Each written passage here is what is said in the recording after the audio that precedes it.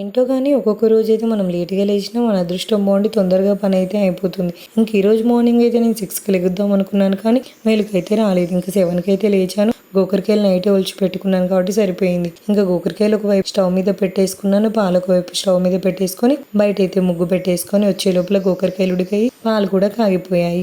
ఇంకా అన్నం ఒకవైపు, గోకరకాయ ఫ్రై ఒకవైపు అయితే చేసేస్తున్నాను. ఇంకా గోకరకాయ ఫ్రైలోకి చారు ఉంటే బాగుంటుంది కదా అని పచ్చి పులుసు కూడా చేసేస్తున్నాను. ఇంకా చారులోకి అయితే పోపు అయితే పెట్టేసుకున్నాను. ఇంకా వంట చేశాక గిన్నెలు ఉంటే గిన్నెలు తోమేసి ఆ స్టవ్ కూడా కడిగేసా. ఇంకా పొద్దున్నే ఈ రోజైతే ఇంత పని చేసేసాను. రోజు ఇలాగే చేద్దాము, ఇలాగే చేసేయాలి, ఫాస్ట్గా పని అంతా అవగొట్టుకోవాలి అని అనుకుంటాను.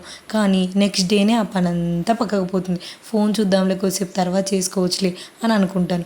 మీరు కూడా ఇలాగే అనుకుంటారా లేదా? కామెంట్ సెక్షన్లో కామెంట్ చేయండి. ప్లీజ్ అబ్బా, చూసి వెళ్ళిపోమాకండి. లైక్ చేయండి, షేర్ చేయండి, సబ్స్క్రైబ్ చేయడం మాత్రం మర్చిపోమాకండి.